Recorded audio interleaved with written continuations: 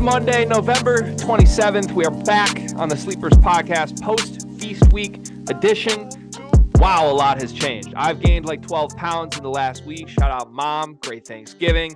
I have a new obsession with not cashing out bets as of like 25 minutes ago. That's a new hobby of mine, is never cashing out a bet again.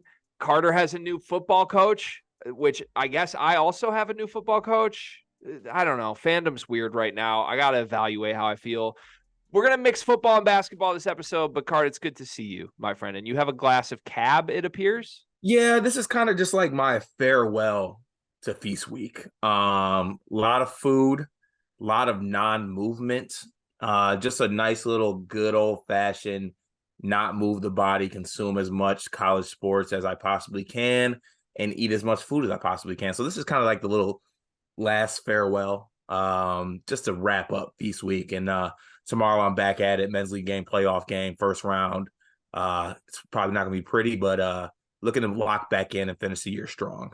Nice. I can't wait for the highlights of that one. Maybe we could live stream it. Should we do a quick pour one out for the Mel Tucker era? No, I don't want to pour anything out for that sexual deviant. He set our football program back many of years. Gregory, you know this, but I'm letting everybody else know this. I attended the game at Ford Field against Penn State. That is the absolute worst football game I have ever witnessed in my 30 years of life, and that is through all levels of football. It was really, really bad. I was not having a good time. Actually spoke to a young Spartan fan sitting in front of me with his dad. It was his very first Michigan State football game, and I was like, sport. It's gonna get better, but good Lord, what a awful way to be introduced to Michigan State athletics. Like, don't do this to yourself. But that's tough. But it's a new era. And Mel Tucker, thank you for nothing. I feel so bad for that child, that poor kid. You know, I felt he was okay though. He was okay. I also feel bad for you. I mean, you poor child. Like, I feel like you having to sit through that game was tough. I sat from the very first whistle to the very last one. I took a moment, and you know how JJ McCarthy stood at stared at the scoreboard. I pulled one of those as I turned the page on what was the sexual deviant head coach era. Yeah. I mean, what an era it was. Also, not your first devastating blowout loss experienced in Ford Field. I think that was the worst one, though. You really think so? I think that was the worst one, yeah. Worse than Thanksgiving this weekend? Yeah. Well, we gained yards in that game, I guess. But like, what did you expect in this game versus what did you expect on Thanksgiving? I expected to gain some yards. Okay. I did. I expected to gain a couple. Well, maybe it would have happened if we would just play the right quarterback for the 19th time. I mean, we had to bench Peyton for Noah. Then we had to bench Noah for Caton. Why are we not benching Caton for Sam Levitt? Carts, Sam Free, my dog Levitt. When you have a higher ceiling guy, you have to play him, right? That's the whole thing. Well, first of all, Jay Johnson, and enjoy raising canes and EL if that's your next job. Or Field of 12. I don't know what's open nowadays, but I don't think I've ever been as low or as hurt when we actually did gain a yard in this game. And this mastermind who's earning millions and millions of dollars a year said to himself, yeah, you know what I got for him? Double reverse pass to a guy who's touched the ball 10 times this season. And he intentionally grounds it and puts us out of field goal range. It's just like you can't teach that type of ineptitude. So yeah, I'm very glad the season's over. Well, he was making millions and millions of dollars. Now he is no longer making millions and millions of dollars. So that's a win for you. A little shakeup on the coaching staff side.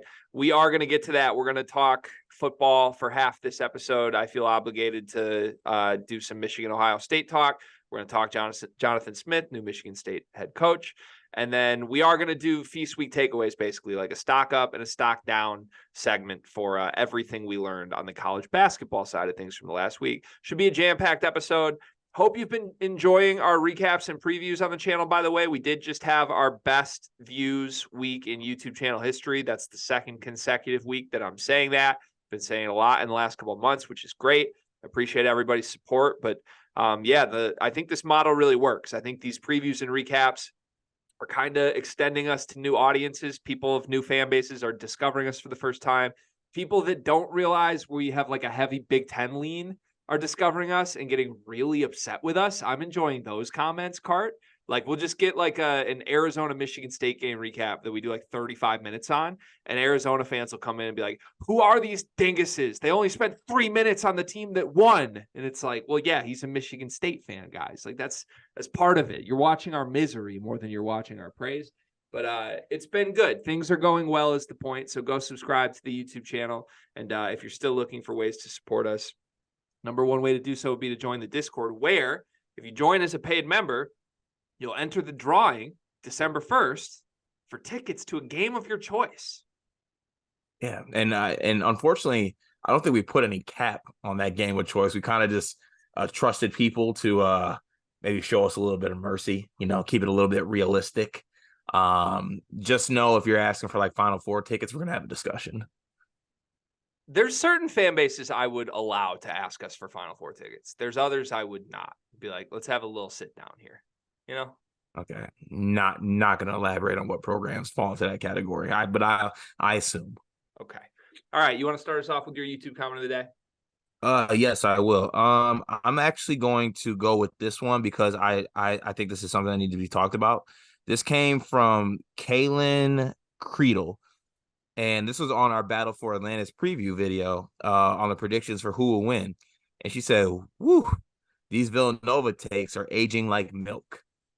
I feel like we need to have a quick discussion. Do we feel any differently about Villanova after the Battle for Atlantis?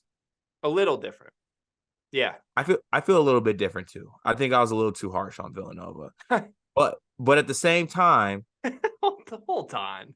As long as that man in the turtleneck mans the sidelines, I will not buy fully in. I'm sorry, I won't. You saying I think I was a little too harsh on Villanova is like Mel Tucker saying, yeah, I think I made a little mistake here. Like, let's just it's okay to be like, yeah, I was way too hard. Because you were basically out. You thought this team would be like a 500 team this year. It's clear that's not going to happen. Well, I mean, I didn't say 500. I said like 5th, 4th in the Big East, something like that. No, you did not. You thought this would be the same team as last year. Okay, might have to go back in and say, let's not jump the gun now. Okay. No need for Battle for Atlantis overreactions. Not yet. They look good. They look good. Yes, they're the Battle for Atlantis winners. They stomped Memphis. I mean, they're up 30 points in that game. The overtime win against North Carolina is the iffy one. I guess my larger Villanova thing would just be, I don't know how good any of the teams they just beat are. I don't think if you're in a dogfight with North Carolina, are you actually that good?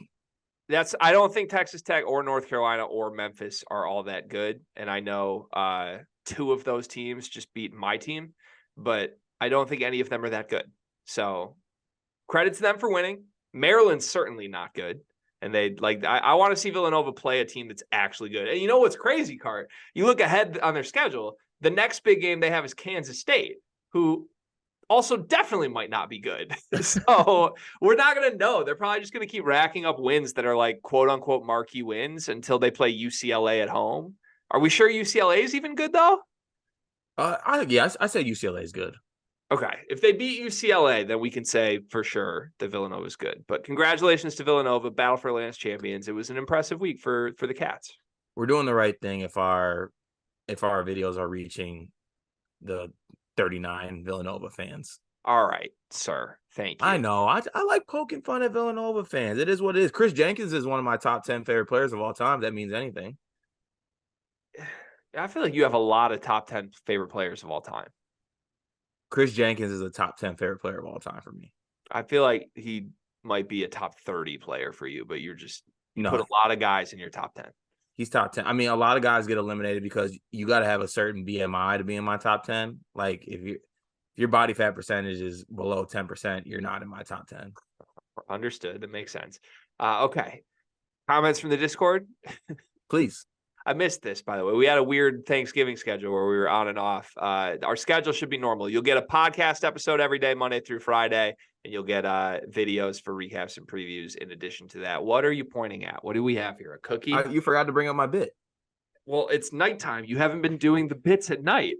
Yeah, well, this as also a farewell with my glass of cab. I have some no bake, gluten-free sugar cookies that my wife made, and they're really good.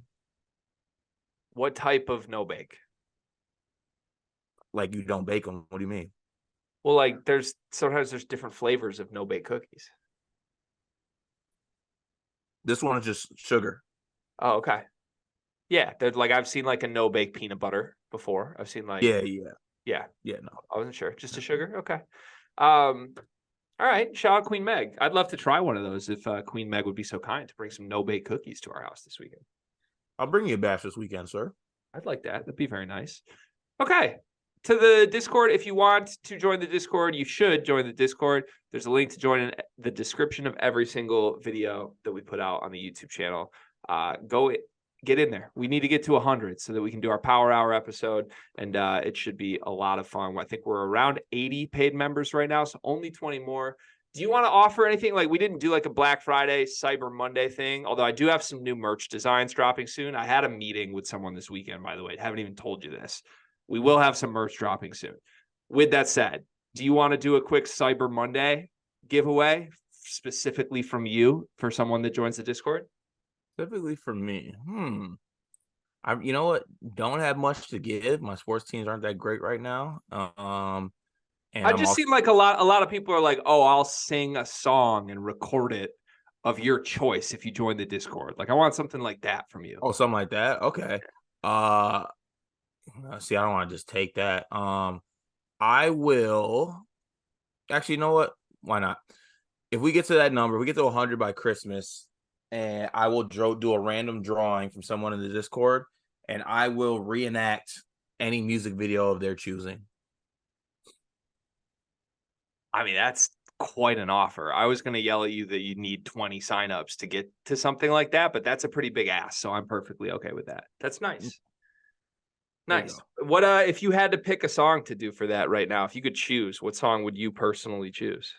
Probably like Freestyle by Rod Wave. Okay. Did you see your new hopeful quarterback just posted a Rod Wave video, by the way, like an hour ago? I did see that, yeah. Is that a good sign or a bad sign?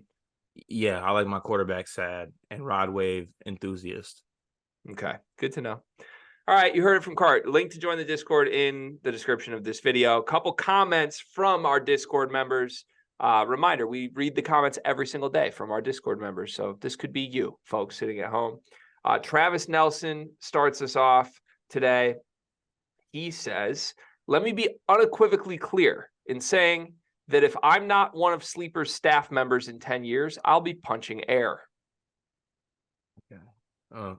You might be punching air because I want to be a very diverse and inclusive company, and we are adding way too many middle-aged white men to our roster as of right now. Okay, and I'm getting outnumbered quickly, and I'm not here for it. Okay, so I will keep it in consideration, Travis, but unfortunately, we definitely need to fill a certain diversity quota, and yeah, you're not counting towards that, my guy. I'm sorry. Middle-aged was disrespectful, for the record. Isn't Travis middle-aged? That stung. Like you're saying we've added too many first of all, we have a high schooler on staff right now. You're calling high middle age? We're not supposed to reveal guys like age and stuff. Yeah, like we're that. not supposed to employ high schoolers. I know that's problematic. So, yeah. So like, relax. All right. Travis Nelson has another one here. He says, my MSU thoughts. I'm just sick and tired of losing these big games early on. Oh, look, they kept it close. Yeah, that's great, but they can never close those games. Any team can battle these top teams for one game, but MSU never gets it done. We're supposed to beat these teams, and that hasn't been the case for the fourth straight season. I got no comment to say on any of that because he's pretty much spitting facts in my eyes. We are doing a copy and paste thing of the last couple of years, and it sucks to have that same copy and paste when you have the expectations that we had as a team. So yeah, I'm not with it. I agree. Okay. Yeah. Yeah, I'll refrain from comment. But I will say this. Last thing I will say on this though. At the same time, Arizona's a really good team. Duke is a really good team. Should have beat James Madison, yes. The other two, or the next out of conference game that we got coming up against Baylor, in my eyes, is a must win, or we just completely failed the non-con. And Baylor's a good team in my eyes, but we have to win that now because we didn't get any of the first two. Counterpoint, though, that doesn't change anything at this point. Like, I hear you, like, for morale purposes, you want it. But at this point, with how many losses you've already lost, like, losing an extra game to Baylor does not swing a thing for you. I want to win games.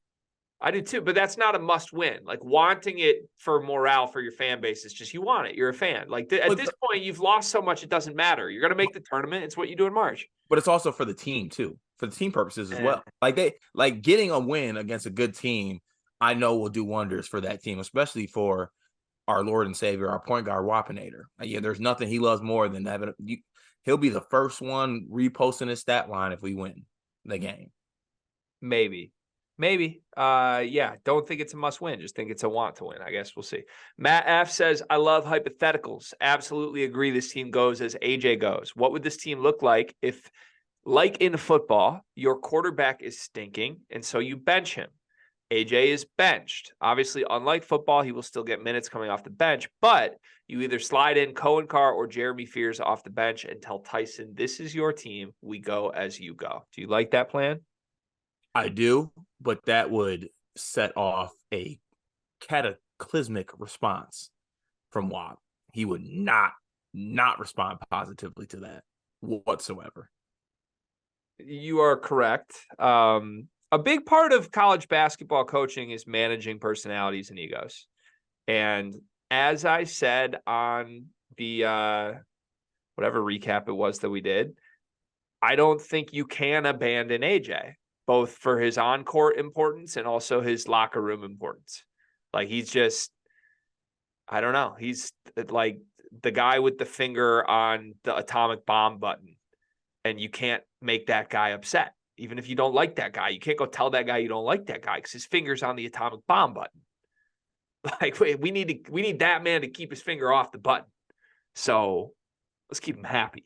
That's what WAP is. Wappenheimer. He is the button. Atomic WAP. I do think you can work it in basketball-wise, though, to Matt F's point. Like, I think we could see some more Fears in games. But also, again, like, I can't believe people were pushing back on me in the actual video for this. Michigan State was at their best in that game when AJ was playing great. Yeah. So, like, I can't believe the takeaway from that game was like, no, we gotta get rid of Watt. Like, no, you need him to play well, and then that unlocks everything. And it happened against Arizona. That's why you had the comeback. Yeah. Just got to make it happen. Coy says something to monitor. Illinois only has 2 home games all of December. Missouri, Rutgers, FAU, and Tennessee all away from home. Kind of need to go at least 2-2 in those. We just recorded our Illinois recap, and I had a mental note on this that I just totally forgot to bring up. Illinois hasn't left Champaign once since the start of the season. So I don't think Coy's like trying to frame it this way, but I just love that Coy's like, oh yeah, we got a gauntlet coming up. We only got 2 home games. Like, yeah, it's time that you only have 2 home games because you haven't left Champaign yet. You're sitting there 5-1, loving your team, beating up 300 KenPom teams in your home gym. I mean, you know what I always say, don't leave Champaign if you don't have to. That's words we absolutely live by. That's a tough stretch, though. Missouri's not good. Rutgers is not good. FAU is good. And Tennessee is good. So I would hope you can go 2-2 in that. They will go 3-1 in that. Ooh, you're really buying Illini stock. I like it. Last comment here from Ulamog, doing the Lord's work every week with some awards. Little spin on this from Ulamog this week, Art. The sleep peep of the week goes to Craig for his coverage of Maui and the original content and pictures posted on the Discord. I'm testing different names because I don't like sleepwalkers. Sleeper of the week goes to Guy for guiding us through Feast Week with his daily guides. Give it up for him. Incredible give it up for him. Incredible stuff. Craig Bowers was fantastic. He did send a lot of unique stuff in the Discord that he didn't share publicly this week, which was awesome. So, Craig, thank you so much for doing that. We got Joe Jackson in the Discord as well. Everybody should be familiar with the Boilers in the Stands guys' work. They do great stuff. They're covering the number one team in the country, blah, blah, blah. We all know how good Purdue is. Guy, though. I mean, my guy. What a week for Guy. He put up some numbers during Feast Week. Yeah, I'm fitting too that, AJ Hoggard breaks out of his slump in the second half, and Guy does his same thing. He is our point guard. He is the Hoggard. We go as Guy goes, and Guy. I don't want to say the word. Yeah, Guy did his thing. Yeah. What was the word going to be? One sentence answers for these Discord comments. Okay. Yeah, forgot. Got it. All right. Thanks to everybody in the Discord. Another great day to kick us off this week. Appreciate you. Join the Discord, link in the description. Carl, let's get to our topics. Let's start with college basketball. Why don't we just keep the college basketball train moving, and then we'll flip to football for the second half of this episode. Cool. I want to do stock up. This could go a variety of different ways, but now we've just seen the most important week of the non-conference season come to a conclusion. We saw Maui, we saw Battle for Atlantis, we saw a bunch of other great tournaments and teams play games that weren't in tournaments. I want you to give me 3 teams that you are stock up for at the end of Feast Week. You also don't have to do teams. I know I said teams. You can just give me 3 anything that you are stock up for if you want to go your own unique individual route, because I know you love to do that, my friend. That's crazy. Okay, because I don't want to do stock up to Villanova, I'm going to do stock up to Eric Dixon. I'm going to do stock up to Eric Dixon, and this is also in relation to one of my stock down people. Eric Dixon is a mismatch for a lot of college basketball bigs. I think he has gotten better throughout his career. Obviously, I think he's going into maybe his 4th or 5th season at Villanova, but he has just expanded his game. And I think he does a great job at knowing what to do based on who's defending him. Like, how we came to this season and we were like, Coleman will elevate his game by realizing if a smaller guy's checking him, post up. If a bigger guy's checking him, do something on the perimeter. I think Eric Dixon does an amazing job of that. And that's not even speaking to like his talent. I just think he does a great job that if he has a big that he can physically dominate, even though he's only about 6'8", he does it. If he has a bigger big who's maybe less fleet of foot, he has the ability to knock down jumpers. So I think he does a lot for that team. And I was just overall impressed with him because I feel like he got put towards the wayside this offseason with all the motion and things that they have with transfers at Villanova. So I just want to send a shout out to Eric Dixon. Where is he on your top 10 players of all time list? Because certainly his BMI qualifies. Yeah, but there's got to be some winning that backs that up. Oh, all my guys got high BMI and high banners. Fascinating. Okay. I like that call. Why don't you do all 3 of yours and then I'll jump in. All 3. Okay. This might surprise you. Can I give BYU as a winner of my Feast Week? No, they're not on my list, but I had a whole thing for later this week. I want to do a segment on like just teams we are not going to quit come March. Like mark this team down, potential Cinderella. I'm picking BYU to the Sweet 16 minimum. I can already tell. Okay, so I'm gonna save my long-winded thoughts for when we do that later in the week for this episode. But just know, I'm buying this BYU team, and not in like a BYU like they're good in the WCC, like watch out for BYU way. Like BYU's a legit good ass team this season. Like what? Like you don't want to play BYU. Yeah, I think that's totally fair. I'm so impressed with their offense. I think they have just better individual talent than I realized. And they also have like, it's hard for me to shake the BYU stench a little bit. You know what I mean by that? Just like, It's not fun to like outwardly proclaim you're a BYU fan unless Jimmer's there. Like TJ Hawes and Eric Micah still played for that team. Yeah, but I can almost get there with Hall. I really can. Like, don't you love him? Oh, I love Hall. He's really fun. Waterman has that generic W tat on his shoulder, and that's it. Like, I'm in on that. Yeah, there's some really fun stuff to like here. I love that pick. Good call out by you. Give me a third one. Third one, I'm going to have to go Oso Ighodaro. Wow, that's your boy. You've been gassing him up for weeks now. That dude's so damn good, man. He does everything. I already am predicting that the Warriors are going to pick Oso with the 28th pick, and he's going to be absolutely special in that role on that team. Like, he's just that good. He's a great leaper, great defender, great pat. Like, great. He does, honestly, he really does everything well. He gets better every game I see him. I still stand by my take that he is the second best big in the country. That's who I'm picking behind Zach Edey. So, yeah, Oso is my third winner. Yeah, I still hate that take so much. I just think that's horrendous. But Yep, I know you do. It's fine though. It just move on, I guess. That's all. Yep. Okay. All right. You ready for my three? Please. Stock up. This is a team that I've talked down all offseason, and I'm ready to have my, I think, first loud I was wrong about this team moment of the season. Baylor's really good. They're really, really good. I like them. And I know I shouldn't be impressed with just like a 4-point victory against Todd Golden, but dare I say, I think Florida might be pretty good too. I like what I'm seeing from this Todd Golden team. More importantly, Baylor's undefeated right now. They've taken care of business against the cupcake opponents they've played. They had the comeback win against Auburn, and I thought Auburn played great in that game. And then to me, Florida played really well in this game, and Baylor was still up 10 for most of the second half. They got a great Riley Kugel game. He had 25, 9, and 3, 4 for 6 from 3, and it still wasn't enough. Like, this Baylor team, I still don't think they have the brand name superstars that they have had the last 5 years in their good versions, but Jacoby Walter could be that by the end of the season.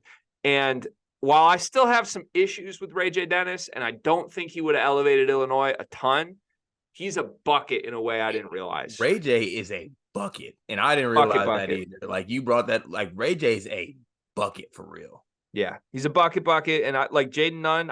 He didn't shoot well in this game, but I like how he's kind of integrating with them, because Nunn's not going to shoot 20 times in a game. I feel like last year there were some issues where like Cryer was upset that Keontae was shooting, or Flagler was upset. This year, like, I don't think Nunn cares if he's not shooting as much as Ray J. Dennis, and I think that works. Jalen Bridges is still, I mean, God, talk about a transfer miss. If Jalen Bridges had picked Michigan State, y'all are killers. He just starts where Malik Hall is, and it's perfect. He's so good. And then they got depth, too. Like, they're bringing the right guys off the bench right now. So I was wrong about Baylor. This team's good. Ray J did keep Florida in this game about 7 different times with a horrible turnover, though. But that's the beauty of that. That's a player we love. We love a player that gets a bucket, but also throws a turnover or two in there to keep the other team in the game.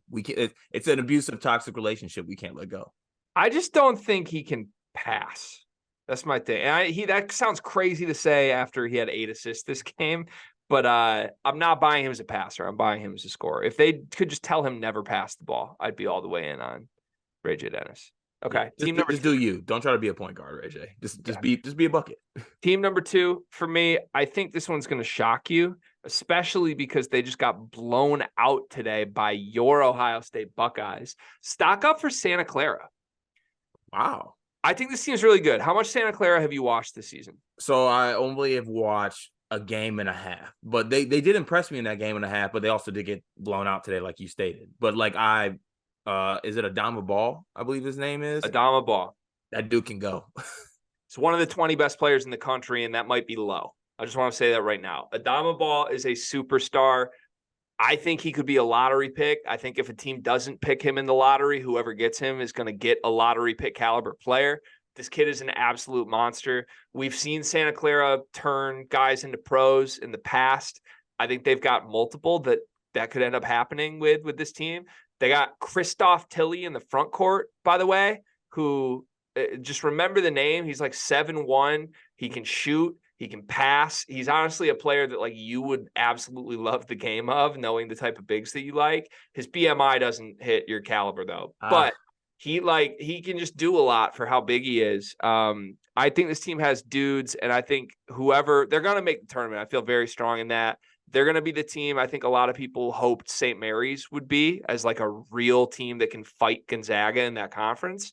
And whoever catches them in the first round of the tournament, like God forbid, if they're like a 10 or 11 seed and they catch like a 7 or a 6 and then a 2 or a 3 the next round, I think this team could make a deep run in the tournament. No, knowing Illinois is there left, they're gonna get matched up with. Illinois is gonna get matched up with all these sneaky teams that we're talking about. They're gonna get BYU. They're gonna get Santa Clara. Dog, if Illinois gets Santa Clara round one, I'm so sorry, but I can't pick Santa Clara quick enough in that setting. I love this team. And watch Adama Ball for real. Go look up his highlights. Like this kid, it got dicey for them in the Oregon game, back and forth game. And he just scored 10 straight points on his own in 3 minutes. And it was like a step back three, mid hezzy pull up, got all the way to the rim and one, and then a dunk, like off a steal breakaway. Like he can literally do it all on the floor. I'm so impressed. I'm in love with this game. My third stock up team. Oh boy. They're my least favorite team in the country right now. It's the Texas A&M Aggies. Unfortunately, I agree with you. I know it hurts, but like, yeah. So for those that don't know the backstory, I only made one bet today. I sent it to our Discord. I didn't send it to the Dub Club because I didn't do any individual games. I literally just bet a parlay today. It was 2 NFL games. It was 2 college basketball games. The first 3 legs all hit. It was $100 to win $2,000. The final leg of this game or this parlay was Texas A&M to beat Iowa State. Texas A&M was down 35-16 when I was feeding my daughter tonight, and I checked the cash out. I could cash out for like $150, make a small profit on the $100 bet that I placed still. They looked dead. I mean, you and I were texting about it. They looked like they didn't want to be there. They're missing 2 of their 3 best players, and Wade Taylor was doing nothing. He looked like he had no interest in being there. So I cash out. Texas A&M goes on an 18-0 run, ends up dominating the second half, steals the game away. This team has no quit. This team is the team you and I thought they were when we fell in love with them during Feast Week. They're tough as shit. Wade Taylor's one of the 3 best guards in the country. Like we've been talking about Tyson Walker. I think Wade Taylor's better than Tyson Walker right now. I think he might be the 2nd best guard in the country. I mean, I'm not mad at that take. Wade Taylor's really, really good. Coleman's good. I love their team. Solomon Washington is just like the perfect like glue guy, energy guy too. I love his game. He plays it with an intensity, and I don't know. I just love watching that team play. And they were able to pull off a win tonight, being down 20 and without 2 of their best players against the Iowa State team that is not bad. So I like that team. There's not going to be anything that can get me off Texas A&M, I think, for the rest of the year. I've already made that decision, and I'm going to just ride or die with it. But yeah, unfortunately, you do have to put them there. I know they hurt you, but that's a good call by you. Yeah, and one bonus from me. I know we're supposed to stick to 3, but I have one bonus. Stock up. Big Ten is stock up, Cart. The Big Ten is stock up. You want to know why? Couldn't go down? You want to know why? Here's why. Couldn't go down? Here's why. Purdue's that. Like we don't gotta have concerns if Purdue's actually the best team in the country now. Purdue's the best team in the country. Our conference has the best team in the country. Say that again and again and again. Like they're gonna elevate everything. Illinois looks legit. Michigan State, signs of life against Arizona. Ohio State, huge couple of neutral wins. They beat Alabama. They beat a Santa Clara team that I absolutely love. Wisconsin showing some serious signs of life, winning some basketball games. Like even the teams that are lower down the list are showing signs of life at least and reasons to be excited about this group. But all in all, I'm buying the Big Ten because at the end of the day, they have the best team in the country in this conference, and there's no denying that anymore. I'm not mad at all. While we are mentioning the Big Ten, let's not be in shock when we get to the end of the year and we're having discussions and the serious conversation that Roddy Gale is the best guard in the Big Ten actually has legs. He's really good, man. He's so fun to watch. He's so like that game that I know this isn't part of the set, but that game that they had against Bama where it was basically just like, all right, you know what? We've been struggling. We got 2 dogs. We got Bruce Thornton and we got Roddy Gale. Let's see what those guys can do. Yeah, it was special. It was truly special. All right, stock down. It wouldn't be us if we didn't move quickly from praise to hating. So give me your 3 that you are stocked down on after Feast Week. Let me get my bag. This is where I thrive at. First one, Armando Bacot. 100%. And I don't want to make this a personal thing because I really honestly don't like doing stock down things outside of teams. But unfortunately, Armando Bacot considers himself, and he's considered by a lot of people to be this All-American player best rebounder in college basketball, dominant big man. Not many people can mess with him. He's going on his 5th year. He's 23 years old. All this accolades, all this flipping the script. I lost my ex. The divorce happened. I got happy. I took the dog conversation. And you let Eric Dixon come out and sun you, like really sun you and hand you an L and absolutely dominate you. And you did nothing about it. And I think we're going to honestly get to the end of Armando Bacot's career and say, wow, he's a really great player, did all this, did all that. Is he a winning player? Is he a player that when it's winning time, you want to lean on that player? You want to lean on that guy? Because I saw a guy shrink. I saw Eric Dixon come in there and take his lunch money. And I don't think you can be considered one of the best bigs in the country and let that happen.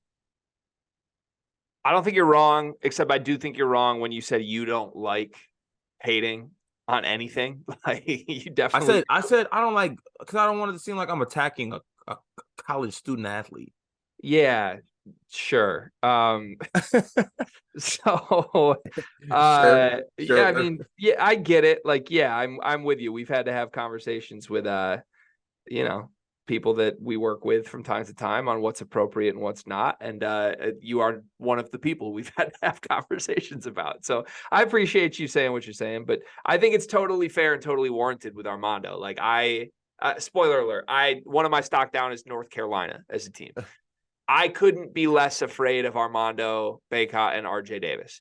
And I get that is crazy to say because RJ Davis's numbers are really good this season. Like RJ Davis is putting up fringe All-American numbers. That's great.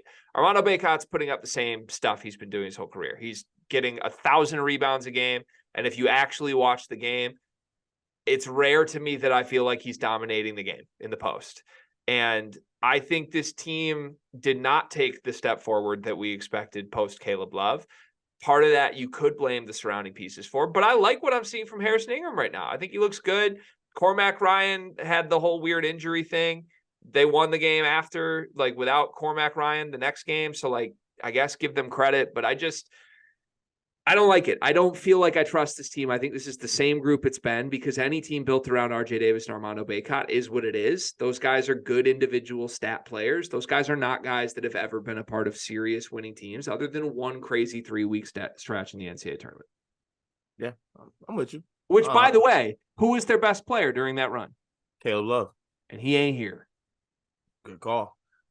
Second on my list, who do I want to go to first? Because I want to end with a certain team. Okay, I'll go this way. My stock down is Dalton Connect because I think that he's getting overhyped a bit too much. I think there needs to be serious look into the fact that he isn't showing up in second halves of games. And look, I get it.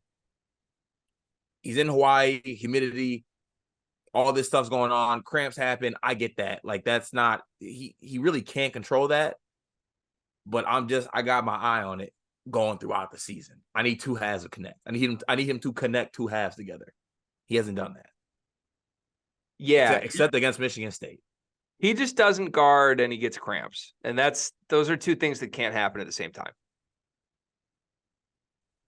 They can't. I mean, they can, but like it's not good for you or your team if you're not guarding and you get cramps. Okay. And this ties into what I want to say stock down as a whole. Stock down for the SEC. Stock down for the SEC.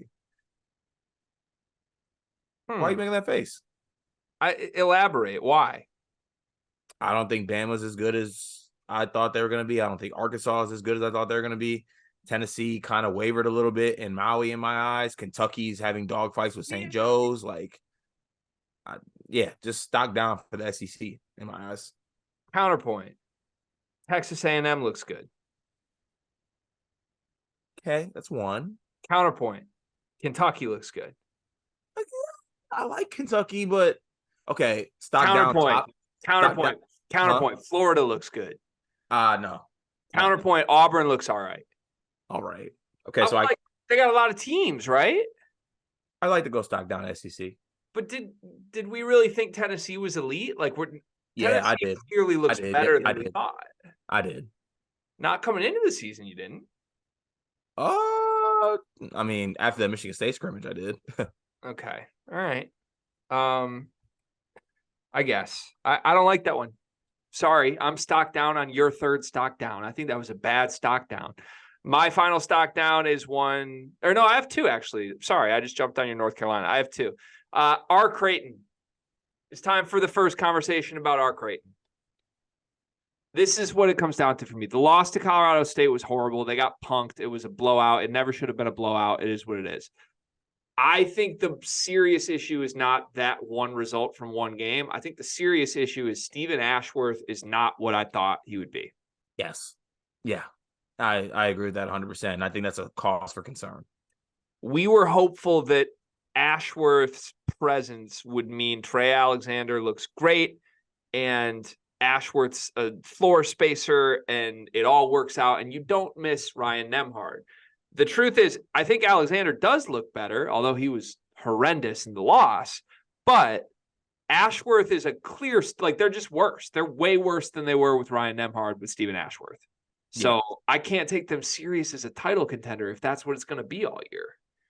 Yeah, unfortunately. But also at the same time, Colorado State is actually could get themselves in the stock up category. They're good.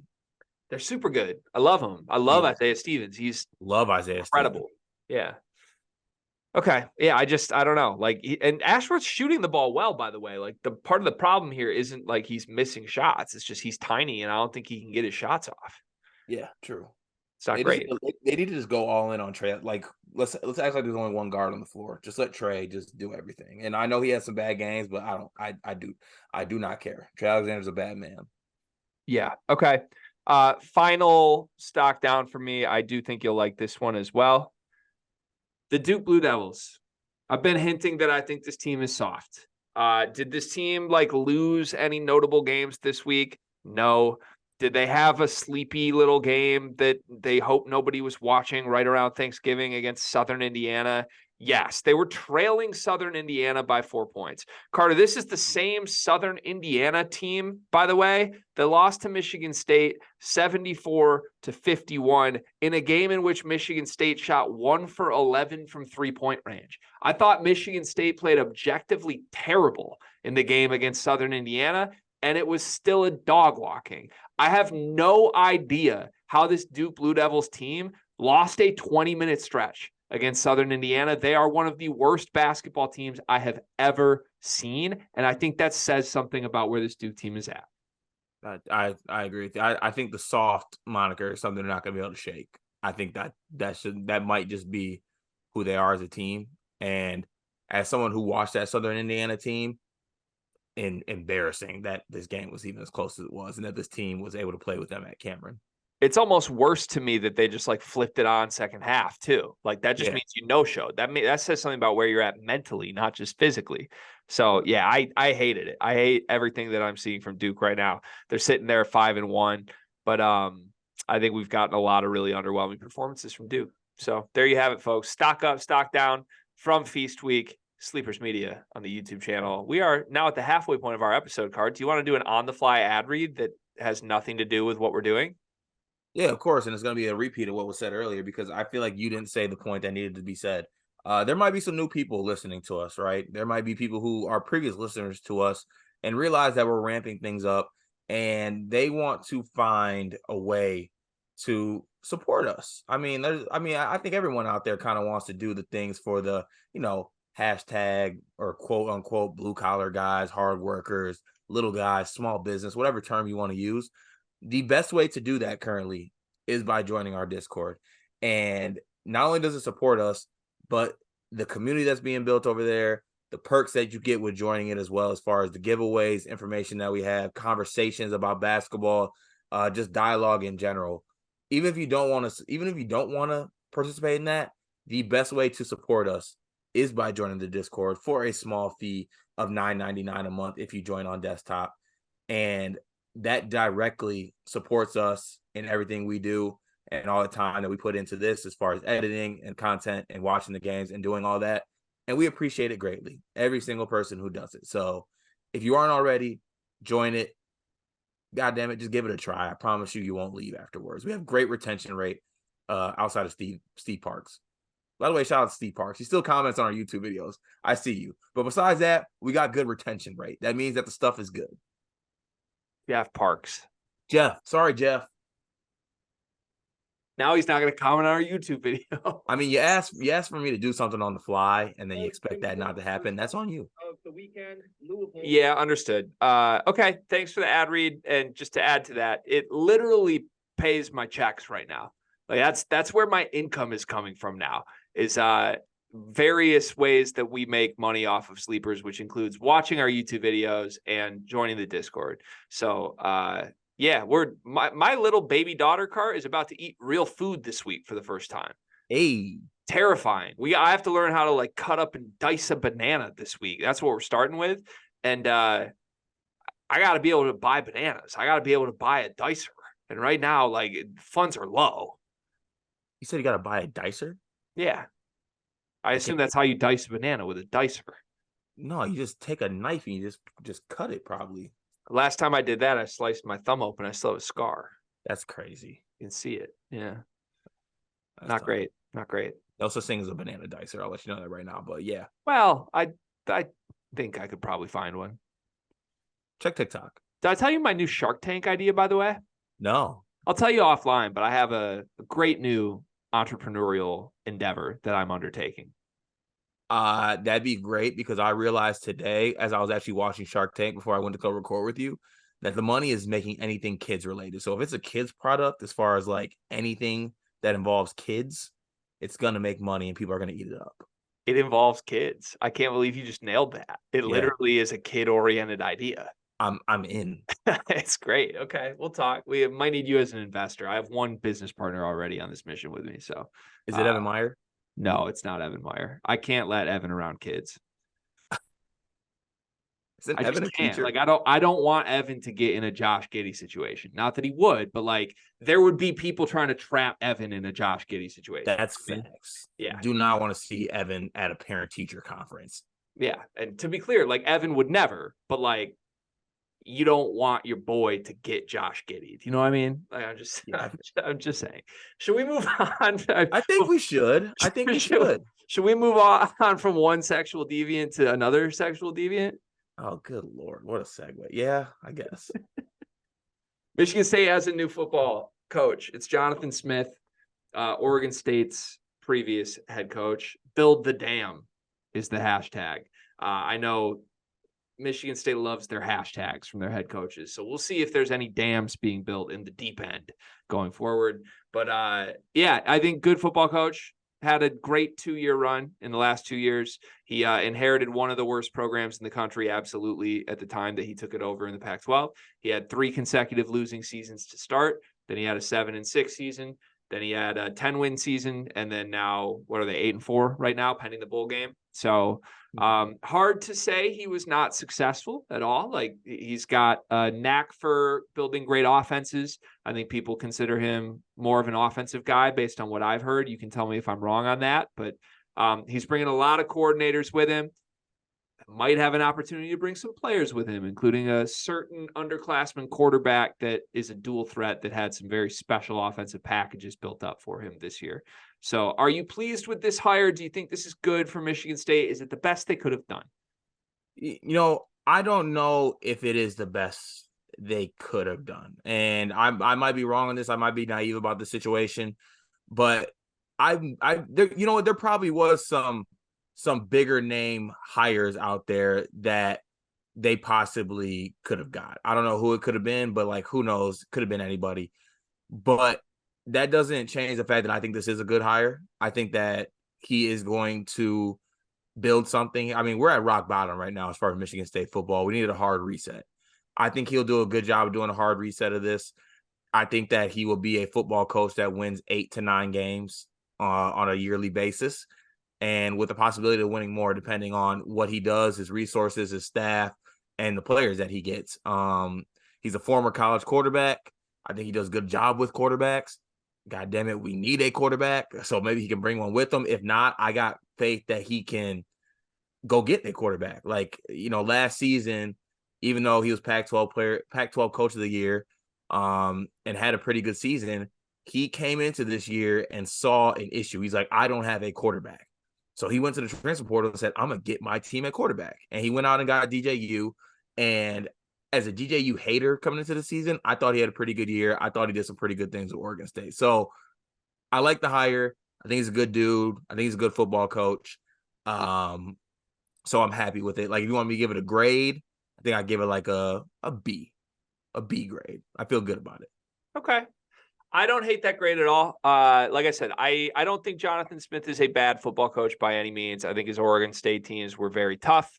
Not like anytime, if there was like a marquee game in Corvallis, like if in the last couple of years where like USC has to go to Corvallis, that was like a game we circled of like, oh, this could be a good spot to bet Oregon State. Like, it's really fun. And a night game in Corvallis, he had that place rocking. He had dudes.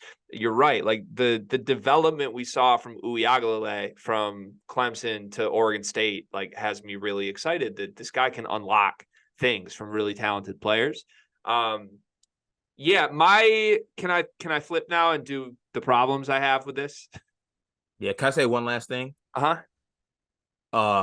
Trenches guy, O-lineman guy. He gets really good ones. Yes. Well, that might be more of a testament to his offensive line coach, who he is bringing with him. Apparently that's what reports are.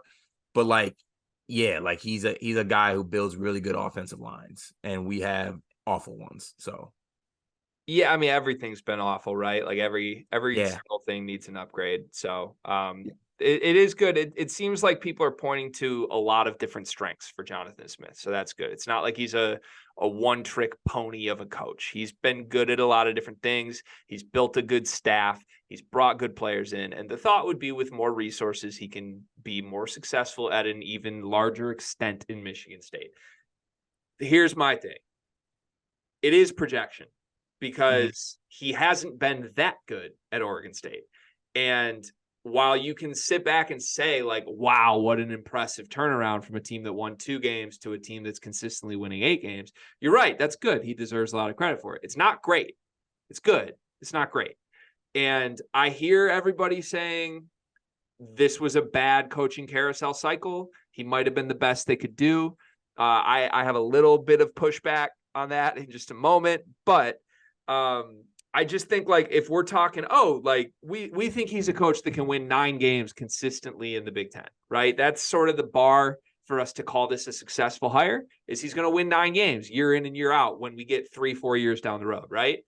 That's more impressive than anything he's done. Like, that would need to, it's kind of like I said with Michigan State basketball this year. Like, we need to see it from guys like AJ Hogard that haven't done this. We need to see the leap. We need to see the leap from Jonathan Smith, because 8 wins in the Pac-12 does not transitive property to 9 wins in the Big Ten with Washington and Oregon and USC and UCLA coming over. It doesn't. Yeah, true. But you did say that the Pac-12 was tougher than the Big Ten this year. I think it was deeper.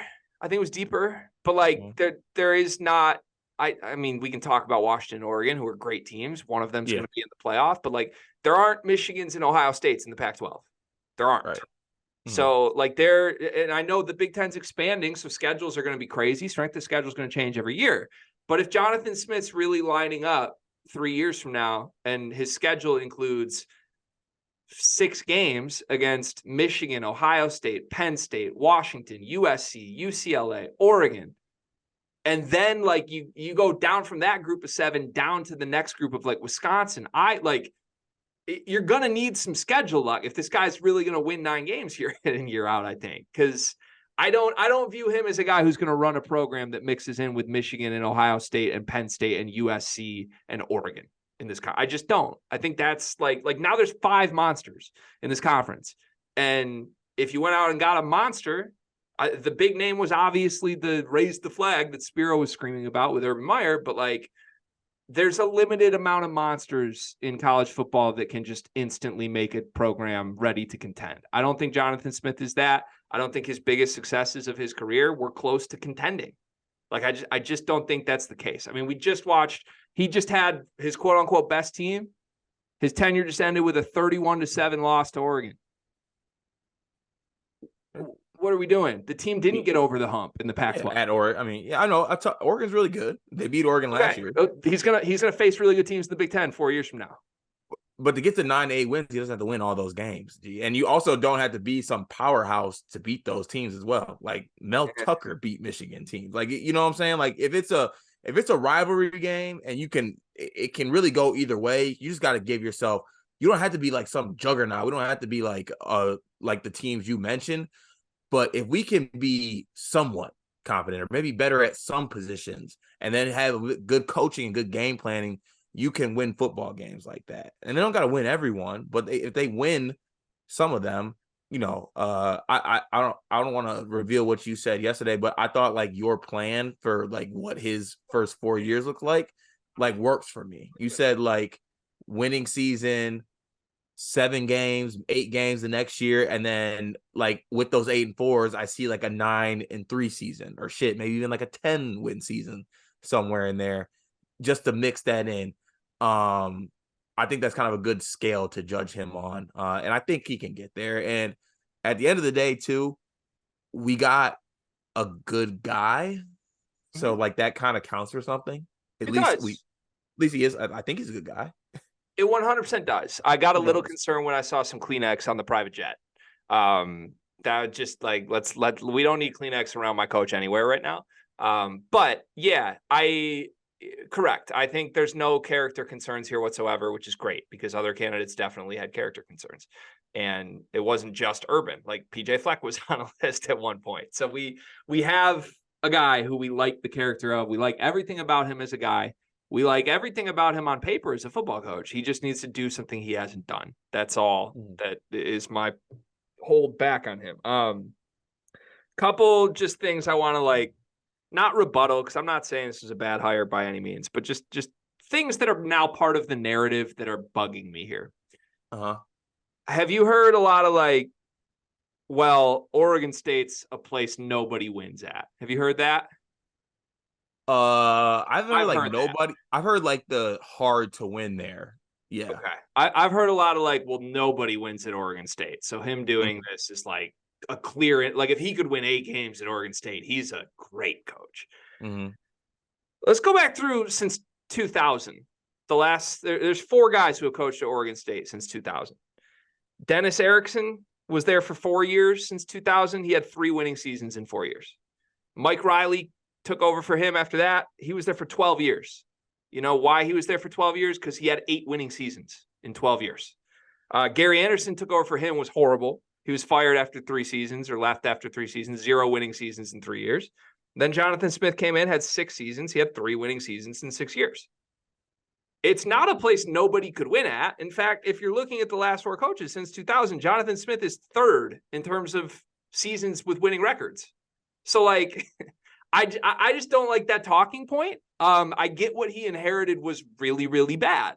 He turned it around, but it's not some like crazy, unprecedented accomplishment that this guy was able to go 8-4 in the Pac-12. That's like a B- accomplishment to me.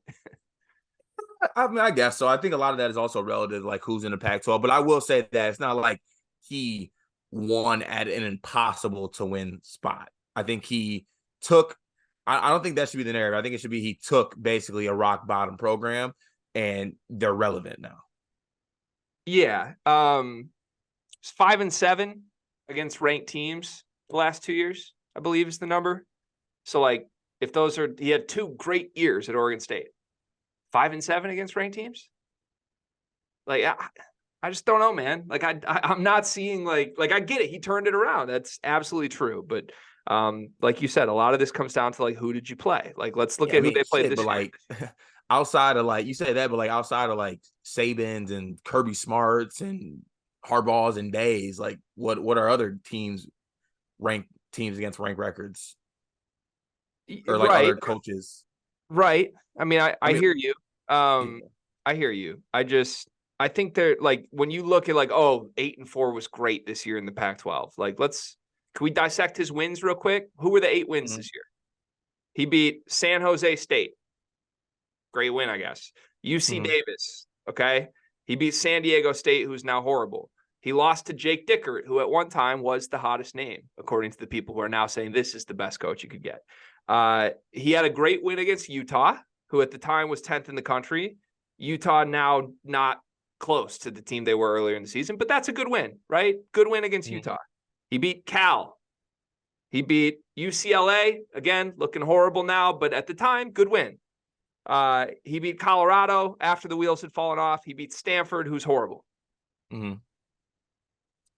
What win on that list are you impressed with? I mean, I would say there was. I mean, you pointed out like Utah, that's a good win. Utah and UCLA, right? Those are the two wins we're impressed with. I would say so. I mean, there's coaches out there that lose to Cal. Okay. I just like if we're going through his 8-4 year this year, I think the two impressive wins were Utah and UCLA, who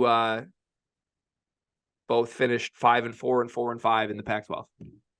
So can I play like the shoulda coulda game at all with this? Sure. Like had Washington on the ropes, kind of blew it. This is very much a like got a guy who can have them on the ropes. Like if that's where the bar is. Okay, how about spin zone? Guy who has them on the ropes, give that guy more give that guy more resources, gets over ropes. Give that guy more rope. Yeah.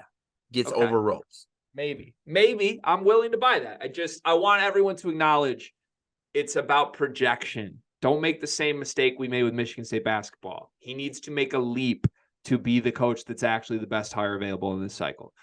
Which leads me to my last point. I despise everyone that's trying to tell me this is the best hire and clearly the best hire they could have made. That's another thing I'm seeing a lot. Just like in the talking points from people that report on this stuff, the talking point is like Michigan State came away with the best hire they could have made in this cycle. I'm looking directly at those people on this one because it's multiple people doing it. That's bullshit. And you know that's bullshit. And if you're paywalling your articles for this to just propaganda it out that this was the best hire they could have made, you're doing a disservice to your audience because you're the same people that 8 weeks ago said the best hire available was Jake Dickert or the Colorado OC or Mike Elko. Like, and by the way, Mike Elko's going to Texas A&M. For the record, I think Mike Elko and Jonathan Smith are identical in caliber. I think they're both good coaches. I think they're both meh hires. I don't think either one was a slam dunk. But you can't feed the prop like literally the people who are now saying this was the clear best hire. I have receipts of tweets of you saying Mike Elko's the obvious guy and paywalling articles for people to read that. So I don't understand, like, whoever the guy was just going to end up being painted as the best hire because Jonathan Smith was not the best hire available they could have made. He's just the guy they hired. Well, maybe Elko was the best at the time till Texas A&M said it was time to, I think it's a disaster, man. If they hired Elko, the same people would be telling us that's the best hire. If they hired Leipold, the same people would be telling us that's the best hire. If they hired Urban, it would be a no-brainer that that's the best hire because, by the way, you could have hired Urban. And I get Urban didn't want it.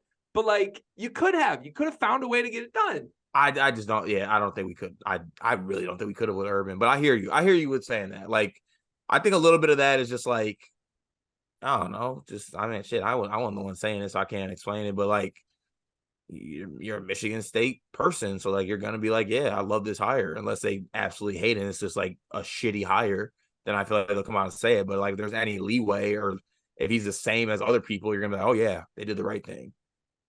Yeah, I just think it's misleading to an audience. And I think there's a lot of that going on in the circles of people who cover this team. And that's frustrating to me because it's from people like I really enjoy the work of and like the respect of, but we don't have to hyperbolize everything in a positive way. Like it's perfectly okay. We do this with college basketball teams and players all the time. It's perfectly okay to come on here and say, Jonathan Smith was a good, not great hire. He was one of the best available candidates. It's last thing I'll say on that. We gave ourselves the leeway to do that when we're not affiliated with a school in any way. I think that's garbage. Yeah, I mean, it might be, but Who's feel like that definitely plays a because now factor. no, now you're asking me to like name names, and I don't want to name names. No, not even that. I'm speaking from a place where I have said things and had things literally shot down or put aside because they don't want to upset certain people at the school or talk about certain people at the school in fear of the consequences of that as far as access or things like that. That's bad journalism. And I'm not here to say like I'm the journalism guru, but like if we all agree it's lame as shit when Michigan people don't report bad things on their program, right? On their scandals. Like there was a lot of that. Michigan media wouldn't talk about it.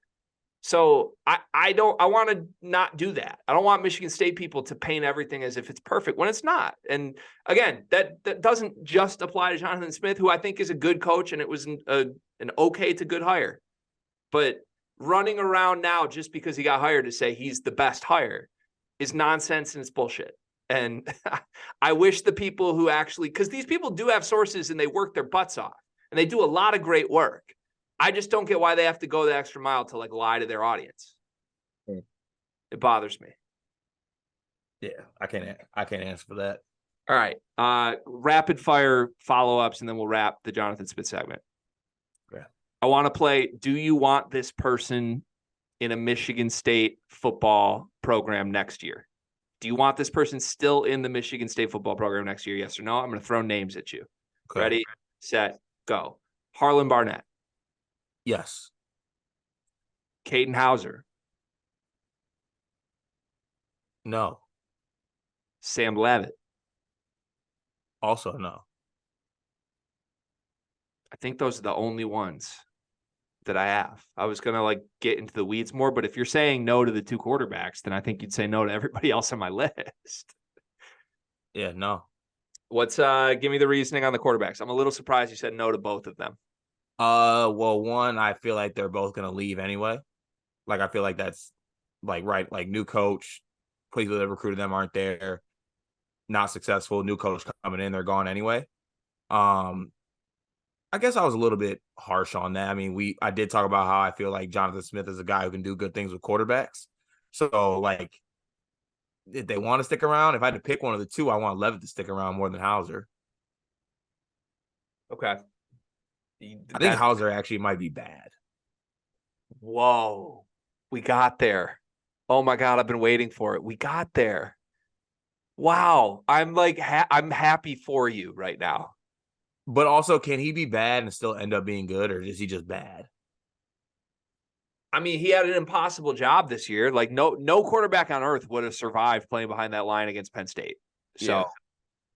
But I don't think he's good. I think he showed very clearly he underthrew a bunch of balls this year. Yeah. Couldn't take care of the rock, turned it over constantly. Yeah. So I don't know.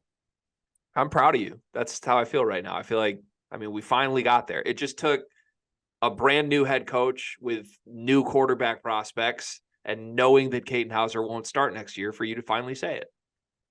No, it just took me seeing him play, which is what I said earlier. If I saw him play, I would say, oh, yeah, he stinks. How come you didn't say it until after the Penn State game then? I feel like I've actually been saying it like pretty consistently that he's. Maybe we just haven't talked about Michigan State football as much. Even though he did win Big Ten Freshman of the Week against Indiana. Hey. Maybe there's something there. Never forget Noah Kim, Big Ten Offensive Player of the Week 2. And what a week it was. Against, who was that? I don't remember. I've tried to put all of this out in my brain this year, if you can't tell. I as you should. Are you with us moving forward? Yes, I am. You are? Promise? Yes, I am. I am. I hope I like Jonathan Smith. Okay. I'll say that. It's too early for me to judge and tell if I do like him or not.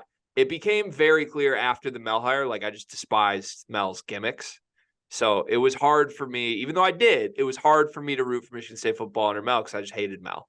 So I hope I like Jonathan Smith. I think I might. He seems like a great guy. Okay.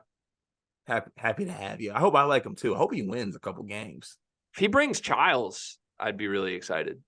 There's a couple Oregon State guys I want. I don't know if it's possible to get, but like I've got a list of ones I want. Let me see that list. Send that to me offline. That's pretty exciting. By the way, I had a really nice line in the Discord at like 2 a.m. last night that I feel was good enough to say on the podcast. Would you mind if I say it real quick? Is it the one about the Hopcat? Yeah. So, Yep. breaking news. There's a new burger at Hopcat in East Lansing. Everybody should go get. It's actually the Caton Hauser burger. It's just 2 buns, but everybody pretends it's not buns for 6 months. Really good. I did get a couple. I got quite a few chuckles. Yes. Solid. Thank you. Okay. One more football topic. Michigan and Ohio State, the game, as it is referred to. Michigan wins for the 3rd consecutive season. Some people build this up to be the most important or the highest stakes Michigan-Ohio State game. And Cart, this might surprise you. I think that's a fair way to frame it. I really do, because I think what was at stake for both sides of this rivalry in this game swings the programs in such crazy drastic directions. Like, Ryan Day could have completely rewrited the ship, taken control back, and sort of saved his legacy. But now he just lost to a team without their head coach that he may have had a hand in not having their head coach. And he still couldn't get over the hump. And it might be the final fork in his tenure at Ohio State. We don't know, which would be crazy because he's 40-0 in Big Ten play against non-Michigan teams. Wild stat, but 3 straight losses against Michigan. And then on the Michigan side, obviously, they're likely back to the college football playoff. They got to beat Iowa, 3rd consecutive season. They haven't lost a regular season or a Big Ten game. And they did it without their coach. They looked rough the last 2 weeks. But in this one, JJ looked healthy. I thought he played really, really well. And I mean, man, Blake Corum's just so good. That touchdown where he threw up the Zach Zinter line right after was a really special moment. So obviously you were not hoping Michigan won this game, but are you surprised they won this game without Jim Harbaugh? I'm not, because this is an indictment on Ohio State's football program. Ryan Day, he tucked his Buckeye tail. He let an intern head coach and Sherrone Moore be more aggressive than him in a game that he has to have. He did not go out swinging.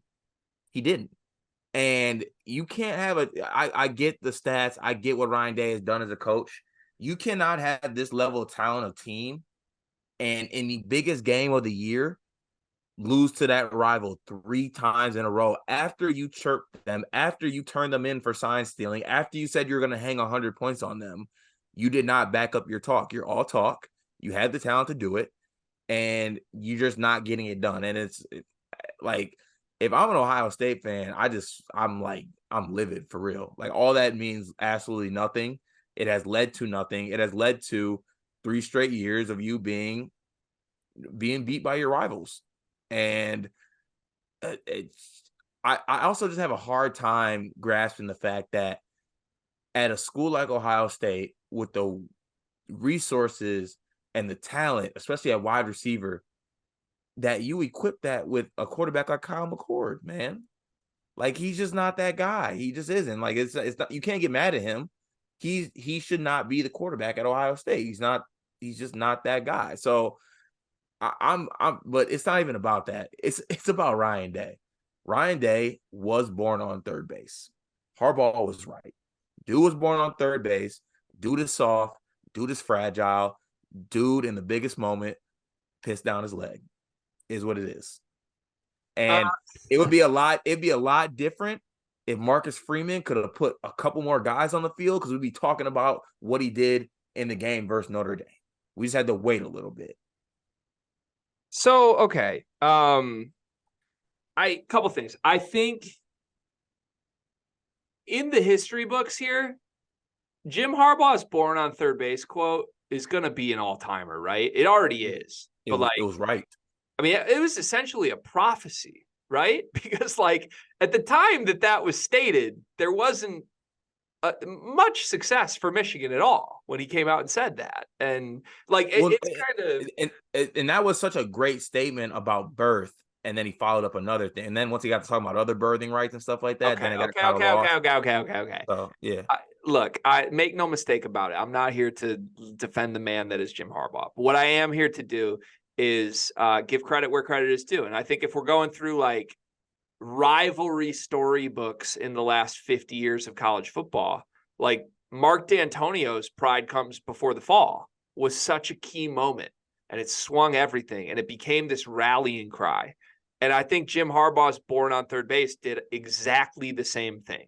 And Michigan needed someone to galvanize their football program against the big bad wolf in Ohio State that was clearly the dominant program. And now, yeah, it looks great in hindsight, but it's like he predicted the future, which was crazy. With that said, I don't think Ryan Day lost this game for them. And I want you to actually dive into this more with me, because it's very easy to just broadly say like, oh, he's born on third base, he stinks, he can't win the big one. That's a fair criticism. What did he do pointedly in this game that lost Ohio State the football game? Well, I thought they lost the game, honestly, mentally, when they did not go for it at midfield. And they punted on 4th and 1 after picking up on 3rd and 11. They got 10.5 yards. And you have a chance to send a message on the road. And you got players. You got a good offensive line. You got Travion Henderson. You got all these weapons. And you're punting it. Yeah. They lost the game right there. If I'm a Michigan player, I'm like, if those players are thinking you're soft, you just gave them a bone that you are soft. Yeah, I guess. And then you let the other dude go for it on 4th and then the other dude goes for it on 4th and 1. I guess. I don't know. I feel like the largest criticism you could make of Ryan Day was the end of the first half settle for the field goal, which is that the moment you're talking about here with go for it on 4th, or are we talking about a different one? No, I'm talking about this was early in the game. Talking about the this first was, one. They were at like midfield. I thought the game was over then. Yes. Okay. That's a little earlier than I would have said. I thought, I mean, look, he's playing for a field goal to cut it to 1 right before half. It was 4th and 2, I believe, 4th and 1 or 4th and 2. And I think like deciding to want to take the points instead of go for it was not a decision I hated, but I still probably would have tried to get an easier field goal, even if even if you're playing conservative, not throwing for the end zone there.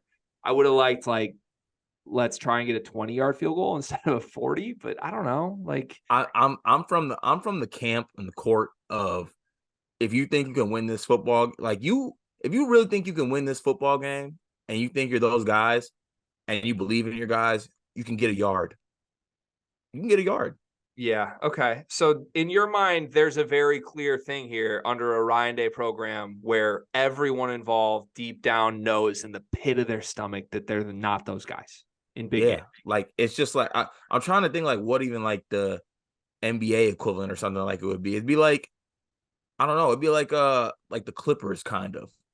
Like they're talented, but like you're not scared of those guys because like you can take those guys, you can take their soul, you can beat those guys, and you gotta I feel like in those type of games with those emotions going around, you gotta like realize too what you're doing with your team. Like by doing that, by punting that, everyone on Michigan's sideline is telling themselves, oh, those guys don't want it. Yep, we got them right. They're not even tough enough to go for this yard. They're soft. They're doing this. And it honestly probably went through some of the Ohio State guys' minds. Like, damn, we're not going for this? Like, our coach don't think we can get a yard? Like, come on. Yeah. Okay. I guess that's fair. With all that said, they had the ball with a minute left, down 6 with a chance to go win the game. Thanks to Michigan, honestly.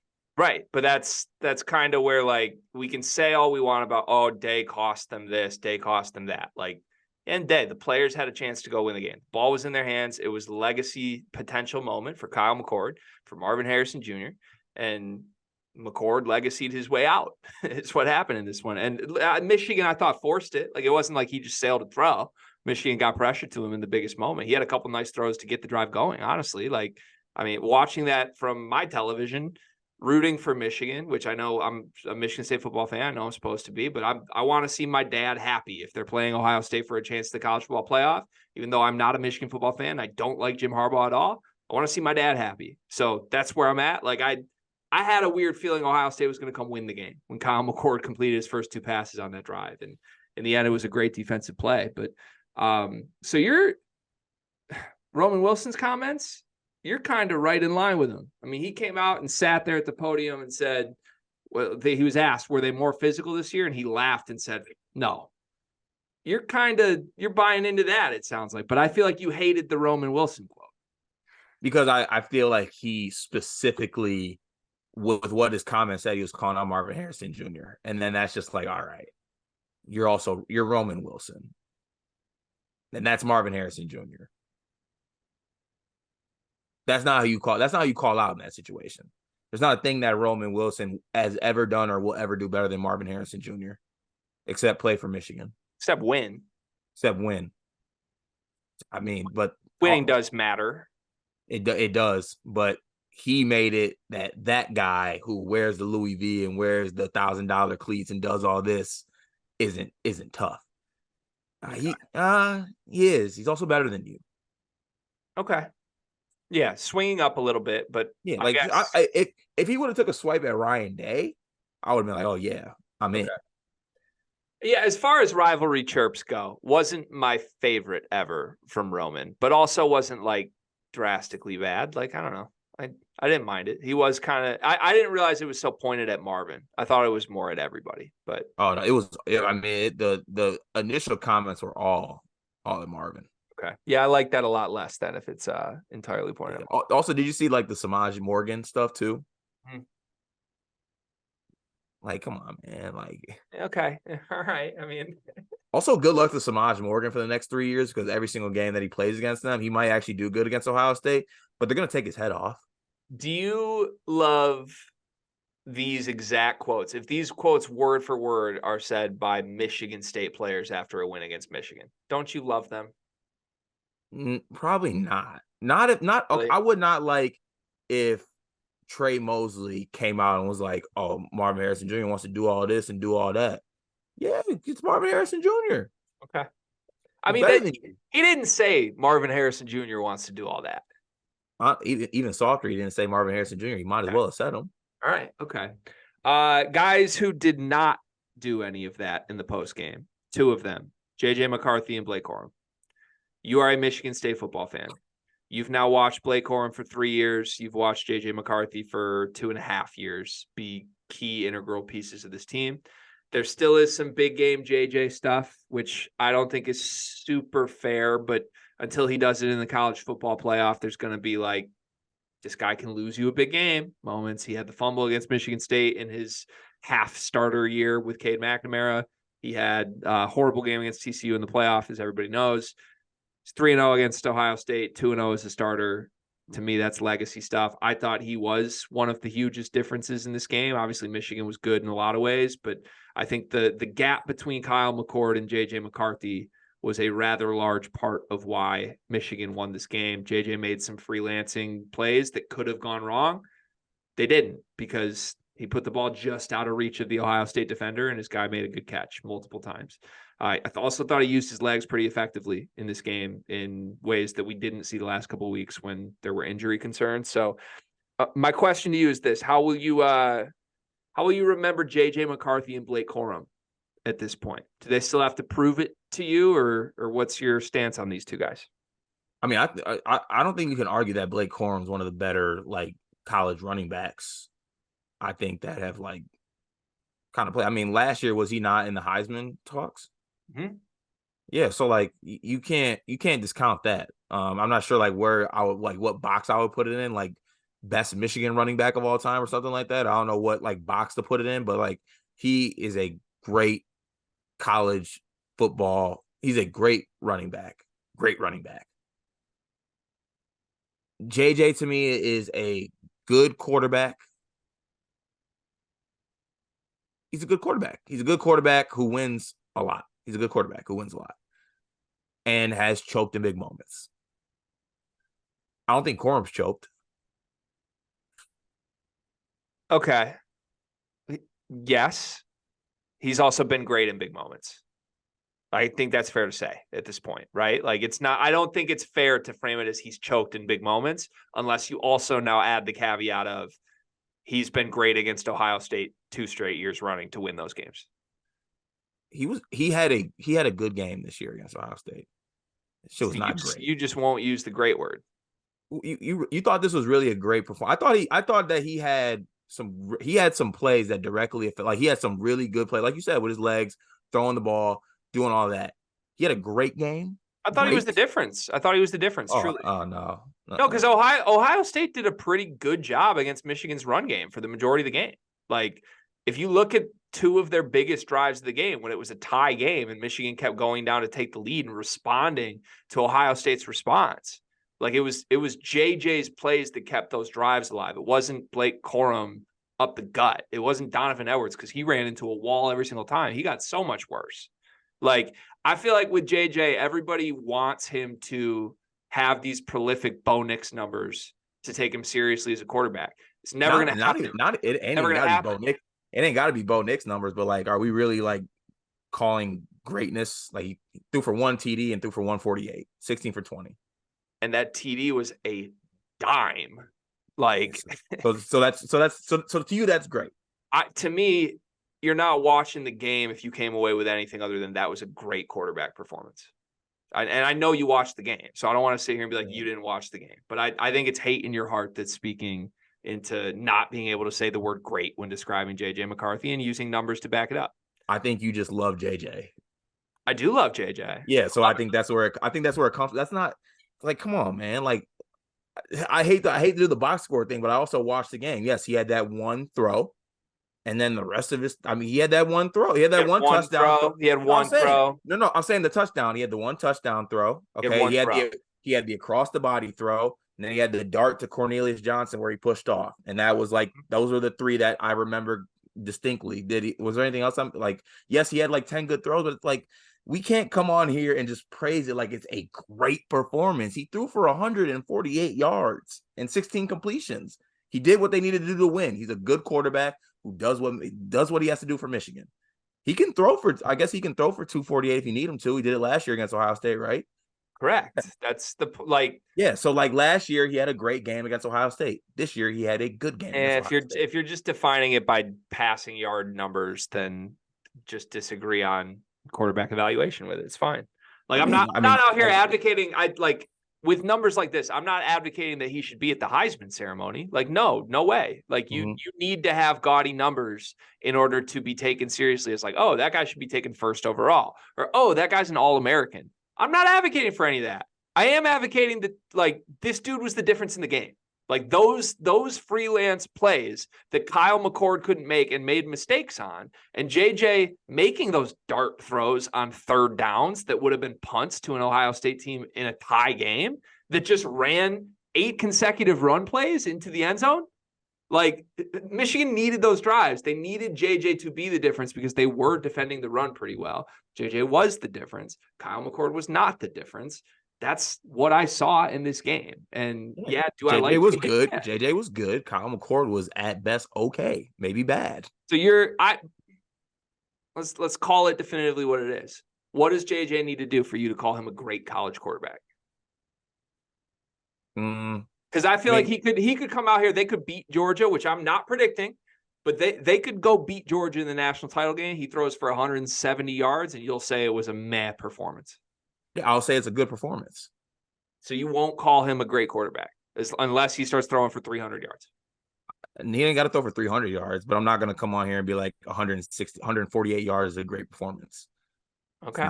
Then, just agree to disagree on Michigan's offensive system. So they can't have a great quarterback. We could put Caleb Williams at quarterback in this system and he wouldn't be great. No, he would be. He'd throw for 300 yards in Michigan's system, throwing 20 times a game max. He'd throw for more than JJ. Yes, he would. He's better than JJ. He is better than JJ. But, like, but that's what I'm saying. Got to play the role that's asked. I'm saying JJ is good. Why is the good, the great thing so important? Yeah, I mean, I'm trying to define where we're at because you're coming back and saying it's just love for JJ. I think the truth is it's more rooted in hate from you than it is love. Can I get great college quarterbacks this season? This season? Yeah. Well, it depends. Like Drake May is a great quarterback. I think Drake May has been worse for his team this season than JJ's been for Michigan. Drake May is a great quarterback playing college football. I think in high stakes moments, he has led to North Carolina losses this year. You don't think that has anything to do with the team? Like, you don't think Michigan would trade Drake May for JJ McCarthy? I'm not saying that. I think like I think you're attributing what JJ can or cannot do to what this team wants to do, whoever their quarterback is. But Like they do that for a reason because they know no, JJ's good. no, disagree. I'd like it, whoever the quarterback was, whether it's Drake May or Caleb Williams or any stud, they would be throwing him the amount they're throwing JJ and running Blake Corum and Donovan Edwards into walls. Got it. That's what they would do. So It works. JJ, if JJ ends his, let's say JJ, let's say for hypothetical situations, they lose the first college football playoff game. JJ is great quarter. Like, does that change anything, or he's just great quarterback, just couldn't get it done in the big game? I think he's a great quarterback no matter what. Great quarterback. Okay. It would change his legacy for sure. Mhm. Like if he, say in this hypothetical, he gets Michael Penix or Bo Nix, it's the Pac-12 champ versus Michigan in the 2-3 game. And that Pac-12 champ throws for 450 yards and runs it up on Michigan, and JJ throws 2 picks again, then yeah, no shit. His legacy is no longer a great college quarterback at that point. Okay. But I believe in my heart and soul he's a great quarterback ability-wise. So he needs to play well and back it up to earn the legacy points. But that's my point is I think he's doing that in these Ohio State games, and you're not giving him the credit for that. I said he played good. I said he was. I said he was great in last year. That's why we're still discussing it. All right. You're saying last year's Ohio State game, I said he was great. Okay. All right. So it's just numbers then. That's all it's got to be. He needs 200. What was it? 240? You know better than I guess. What did he throw for last year that made it great and not good? I think he had 248 and two touchdowns, maybe. Okay, so there's a certain bar somewhere in Carter Elliott's brain that qualifies as great, and it's just a number of passing yards. Yeah, I just have a hard time calling 16 for 20. Call me box score, whatever you want to do it. Call it hate, whatever you want to call it. I have a hard time saying 16 for 20 for 148 and a touchdown is a great performance. I'm just not going there. Okay. Noted. All right. We'll have to see. I'm trying to think if there's anything more fun to wrap on than you and I debating for JJ McCarthy for 20 minutes. I'm sure people loved listening to that. Is Ryan Day the coach next year? Of Ohio State? Yeah. Yeah, I think he is. Can I go wild hypothetical? Please. Ryan Day's fired at Ohio State. They hire Urban, whatever. I still feel like that might happen. If Urban was ever actually like listening to the Michigan State job, why would he not immediately go take the Ohio State job if offered? I really don't think he wants to coach, to be honest. I think Urban's just kind of he likes just being wanted, kind of. I think he's had enough sitting next to Charles Woodson at the desk watching these games unfold.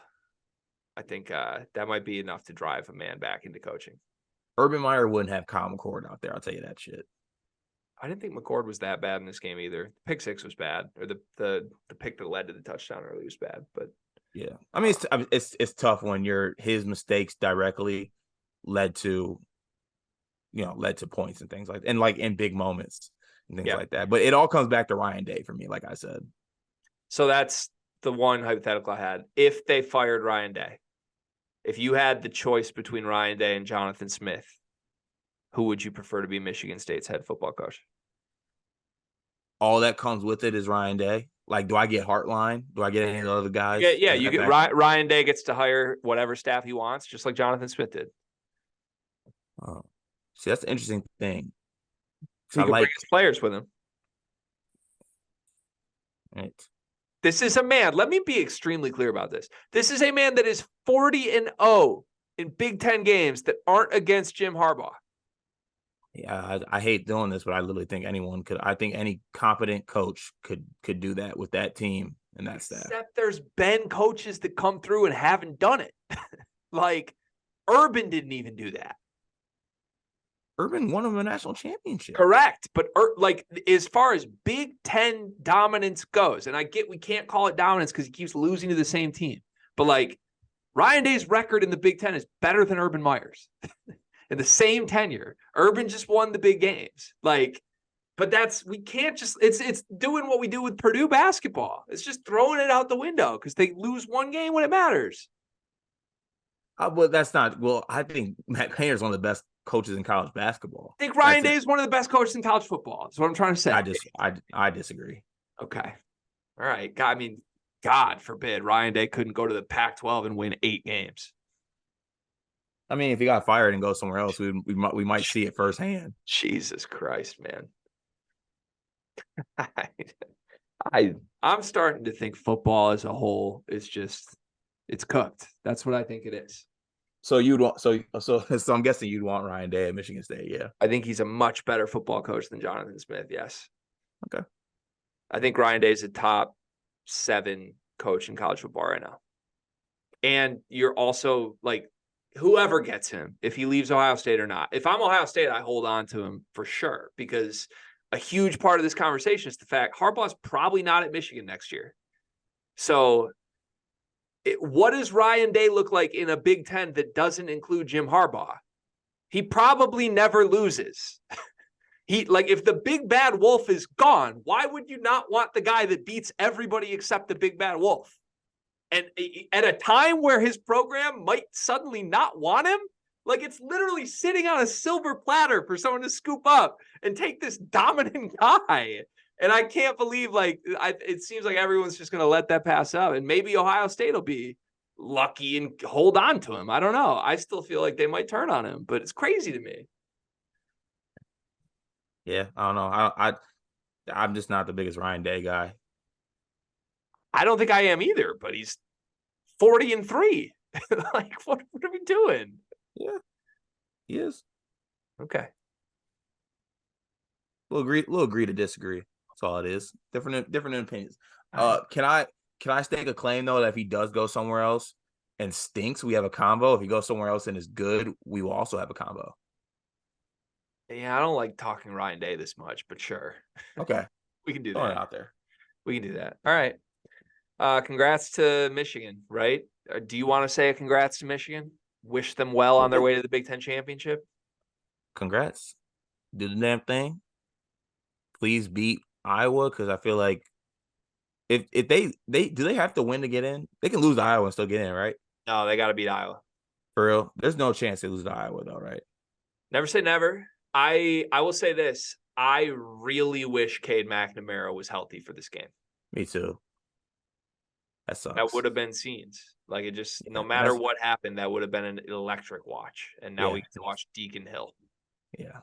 Also, Deacon Hill is 6'2" and weighs the same as me, which is insane. Kirk Ferentz legacy game? Maybe one last one out of there. Maybe. Good luck. All right, let's wrap the show with one big thing. What's your one big thing presented by Big B? My one big thing is don't let anyone put a time limit on how long you eat your Thanksgiving leftovers. You want to elaborate on that or no? I just feel like people are always like, oh, like once it gets past like Monday, you shouldn't be eating Thanksgiving leftovers anymore. You can eat them throughout the week if you want to. I probably will. So I'm just throwing that out there. Don't be that person that's like, you're still eating Thanksgiving leftovers. Yeah, I am. As a matter of fact, shut the hell up. Get out my pantry. Get out my fridge. Okay. I like that energy from you. My one big thing is I think the Thanksgiving meal should be served much more frequently than once a year. It should be once a week or like semi-monthly. If that's like a twice a month thing. I mean, I guess this is just finger pointing at families, but like there's really no good reason any given family couldn't do this once every 3 weeks and work it into their rotation, right? Like, I guess preparation's a lot, but like stuffing is not hard to prepare. Or okay, here's a middle ground for it. Just every major holiday is Thanksgiving food. Ooh. Like on 4th of July, we have Thanksgiving food. On Martin Luther King Day, we have Thanksgiving food. New Year's Eve, Thanksgiving food. Christmas, Thanksgiving food. Just take all the holidays and make them Thanksgiving food. I'm super in on that. Who needs ham on Easter? Who needs deviled eggs? Like, pass me the mashed potatoes. That's lovely. I might make that a thing. Maybe I'll like start that as a tradition for like my household. I like that. I was going to say you and I could start a family together and make that our tradition, but that's insane. But I mean, good. It's possible. You have a family. Yeah. All right. That's the show. We'll be back on We'll be back Tuesday and the rest of the week. 5 days of episodes, game recaps and previews all week long. We're collaborating with the boys from Heat Check CBB over there. Go subscribe to the YouTube channel. And thanks for watching. Have a great day, everybody.